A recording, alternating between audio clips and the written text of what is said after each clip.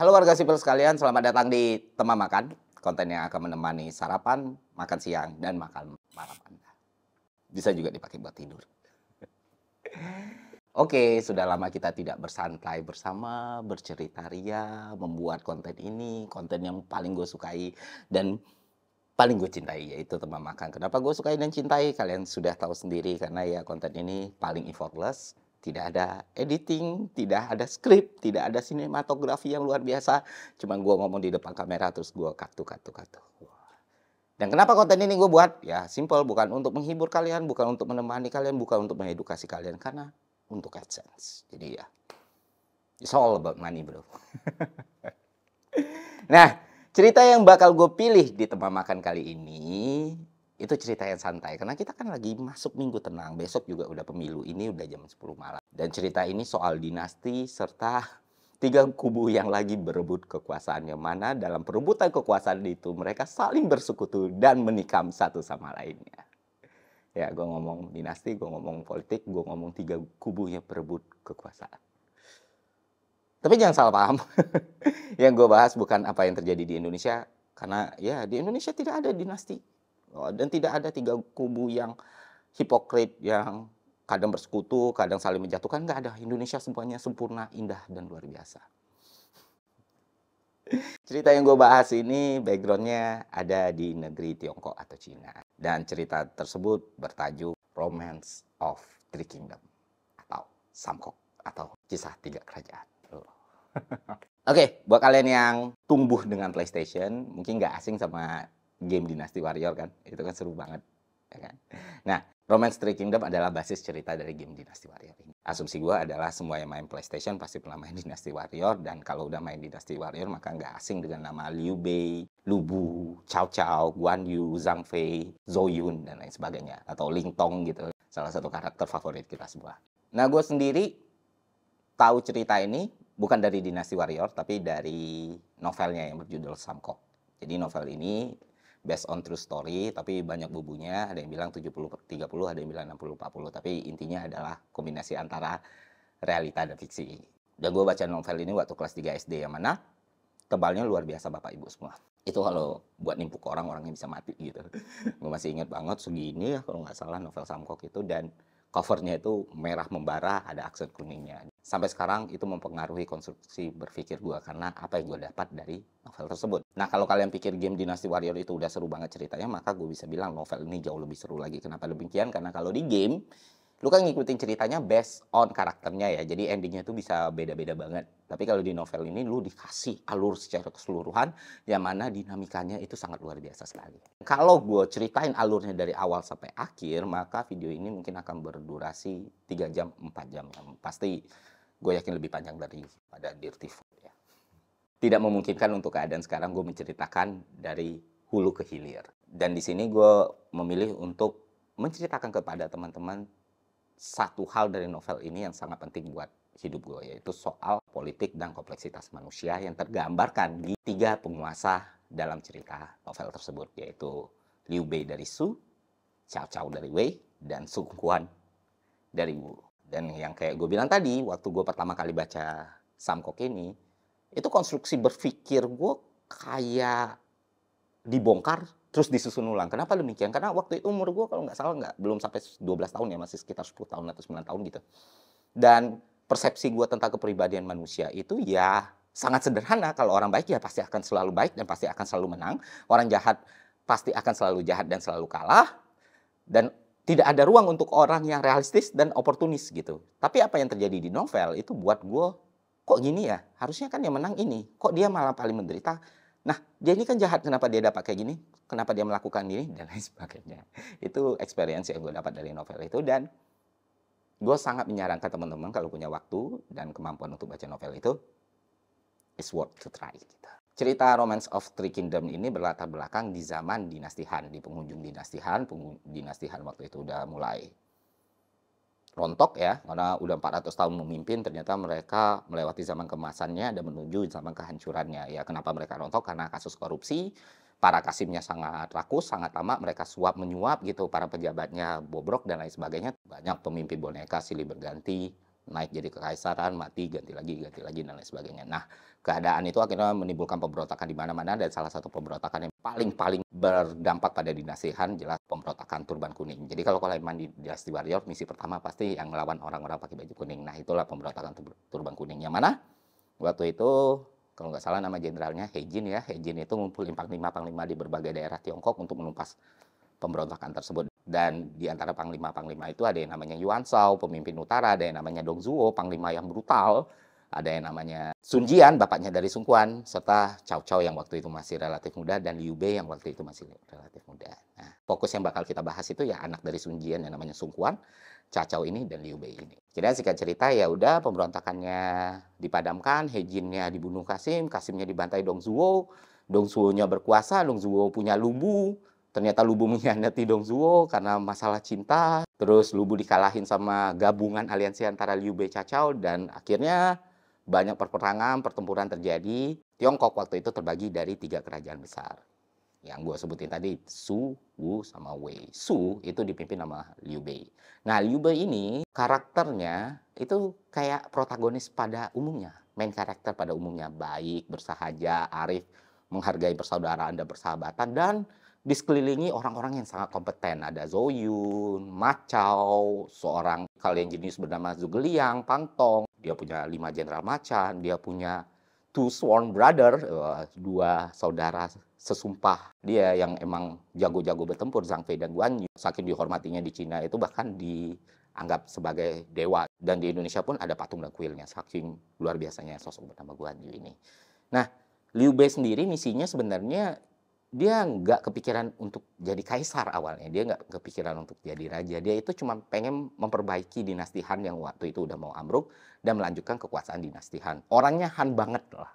Patriotik sekali gitu. Dan walaupun dia keturunan bangsawan, hidupnya sederhana. Awalnya karir politiknya berawal dari relawan karena dia ikut berjasa dalam menumpas Turban Kuning tadi atau mengalahkan Dong Zhuo tadi. Lama-kelamaan karirnya naik dari pejabat kecil, bupati kecil, sampai memimpin beberapa daerah di Cina, khususnya di daerah barat. Walaupun Liu Bei ini digambarkan sebagai protagonis pada umumnya, ternyata dalam cerita dan pengembangannya, apa yang dilakukan Liu Bei ini seringkali konyol dan bodoh sebenarnya, serta merugikan banyak orang. Karena beberapa keputusan politiknya, akhirnya Liu Bei membuat orang lain menjadi korban, membuat banyak masyarakat yang jadi tumbal. Ketika berperang dengan Cao Cao, dia menjadikan masyarakat sebagai tamengnya untuk melindungi daerah kekuasaannya. Dia selalu berlindung dengan kata dinasti Han, padahal dia sendiri punya ambisi terselubung untuk menjadi orang yang paling diakui di Cina. Ya, dia sangat naif gitu loh.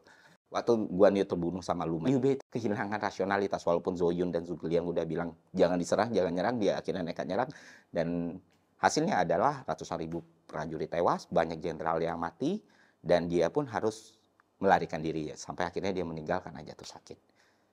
Dan bisa gue bilang di Romance of Three Kingdom, kekalahan terbesar itu ya diderita oleh kerajaan Su, yang mana kalau kita lihat sekilas itu main karakter dari cerita novel ini. Dan itu lumayan, wah kok bisa ya orang yang paling benar itu ternyata jadi yang paling kalah gitu loh.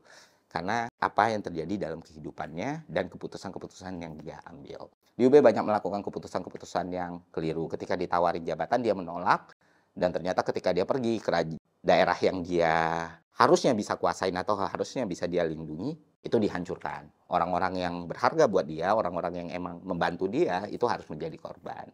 Dia berusaha menyebarkan kindness kepada orang-orang, dia dinilai karismatik, bisa dinilai sebagai leader yang berpengaruh, bahkan waktu dia belum punya daerah kekuasaan. Nah, tapi nasibnya sangat naas sejak kematian Guan Yu. Guan Yu waktu itu dipersiapkan untuk menyerang Cao Cao, ternyata ditikam sama Sun Quan dari belakang. Ya, prajurit Wu yang dipimpin Lu Meng waktu itu akhirnya membunuh Guan Yu. Titik awal kehancuran Su karena anaknya Liu Bei ternyata tidak secakap bapaknya, walaupun sudah ditemani Zhuge Liang ya. Di satu sisi ada karakter yang bernama Cao Cao, itu bertolak belakang sama dia. Di antara kerajaan Su Wei Wu, Cao Cao ini bisa dibilang yang paling kuat gitu loh. Dan paling taktis. Dia juga cerdik, mengarah licik gitu. Waktu Dong Zhuo berkuasa di dinasti Han, dia pernah ada niatan untuk membunuh Dong Zhuo dengan pedang yang fancy. Ya. Cuma waktu Dong Zhuo mau tidur, dia mau tikam. Dong Zhuo-nya bangun, dia langsung berlutut di depan Dong Zhuo, dan dia langsung ngasih pedang itu, dan mengatakan bahwa ini hadiah untuk Dong Zhuo. Ini orang berpolitik itu matang sekali, dan otaknya berpikir dengan cepat. Berbeda dengan Liu Bei yang sering mengambil keputusan yang irasional dan mengorbankan banyak orang, Cao Cao itu sangat taktis dan strategis.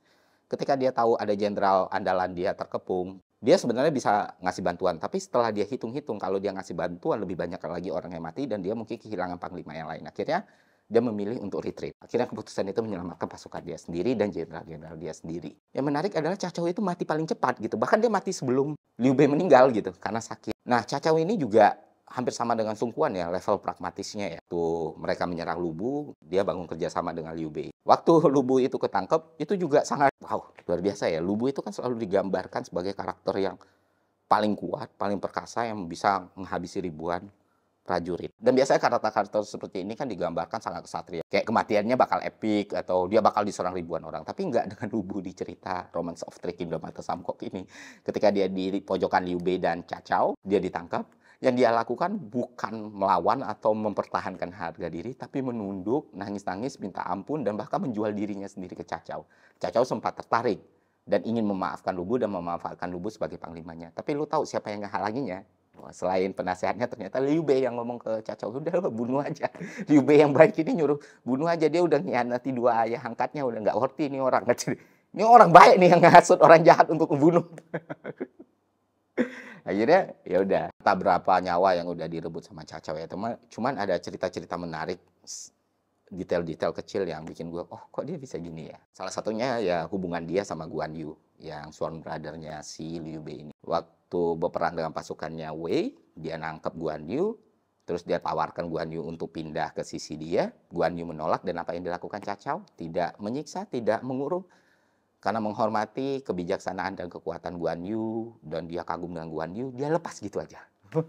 Nah, beberapa waktu kemudian ada pertempuran tebing merah gitu ya. Cao Cao waktu itu terdesak pasukan Wu dan Su, dia kabur ke perbatasan, akhirnya dicegat sama Guan Yu. Dan di situ Cao Cao meminta dilepaskan sama Guan Yu, dan Guan Yu juga melepaskan Cao Cao karena merasa punya utang dengan Cao Cao. Nah, ketika Guan Yu meninggal, Sun Quan ngirimin kepalanya Guan Yu ke tempatnya Cao Cao dengan maksud adu domba kan. Sun Quan ini kan brengsek juga nih, supaya Cao Cao-nya juga mungkin senang dan berniat menghabisi Su. Tapi apa yang dilakukan Cao Cao adalah anti klimaks. Dia justru memberikan penghormatan sebesar-besarnya kepada Guan Yu. Dia bikin upacara kehormatan dan menguburkan kepala tadi dengan layak gitu.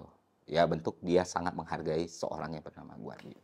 Dan setelah itu beberapa saat kemudian dia meninggal karena masalah penyakit di kepalanya. Ada yang bilang penyakit otak, ada yang bilang stroke, dan lain. Walaupun sudah ditemani Zhuge Liang ya. Itulah sebagainya. Nah, di satu sisi ada yang namanya Sun Quan. Sun Quan ini di antara Liu Bei dan Cao Cao, dia paling tidak karismatik gitu. Kehidupannya paling biasa di antara level raja-raja, dan Sun Quan ini sering dipandang sebelah mata. Tapi kalau kita baca novelnya secara utuh, maka kita akan sadar Sun Quan ini justru sosok paling berbahaya sebenarnya. Karena dia sangat pragmatis dan realistis gitu loh. Yang Sun Quan pikirkan adalah mempertahankan kekuasaan dan memperluasnya secara bertahap. Dan untuk dua hal tersebut, Sun Quan tidak ragu untuk beraliansi dengan musuhnya atau menikam temannya dari belakang. Ketika dia punya kepentingan untuk mempertahankan diri dari serangan, dia selalu menempatkan kepentingan politiknya di atas segalanya. Dan dia nggak ragu untuk beraliansi dengan orang yang bahkan pernah membunuh orang-orang terdekatnya gitu. Dan melakukan hal yang sebaliknya juga. Jadi ketika dia punya kepentingan untuk mempertahankan kekuasaan dari serangan Wei, maka dia mengajak aliansi Su. Akhirnya Wei kalah, Wei meninggalkan daerah tersebut. Nah, ketika daerah itu kosong, dia mau merebut daerah itu. Akhirnya dia konflik dengan Su. Nah, ketika Guan Yu mau menyerang Wei, dia melihat kesempatan, akhirnya dia serang Guan Yu. Hal yang sama juga terjadi berkali-kali. Akhirnya, lu tahu ending dari cerita ini adalah tidak ada satupun kerajaan yang bertahan. Ketiga-tiganya hancur. Su hancur pertama, Wei hancur setelah Cao Pi meninggal, dan Wu pun mengalami nasib yang serupa. Akhirnya yang memenangkan pertarungan ini adalah Sima Yi. Jadi Sima Yi punya cucu, akhirnya cucu itu bikin dinasti baru namanya dinasti Jin. Maka selesai sudahlah dinasti Han berganti sama dinasti Jin. Itulah sedikit summary 3 kerajaan dan 3 tokoh utama ini. Yang gue ceritakan itu paling 3% atau 5% dari total cerita. Itu aja udah terasa sangat kompleks ya. Dan mungkin yang ngikutin Dynasty Warrior agak paham, tapi yang nggak ngikutin gue sarankan baca novelnya. Dan ketika lu baca novelnya mungkin lu melihat manusia dan politik tidak lagi sama, Pak. Bakal banyak momen yang bikin lu mikir, wow, bisa gitu ya. Oke, sekian teman makan kali ini. Semoga bermanfaat. Sampai jumpa di teman makan yang lain. See you.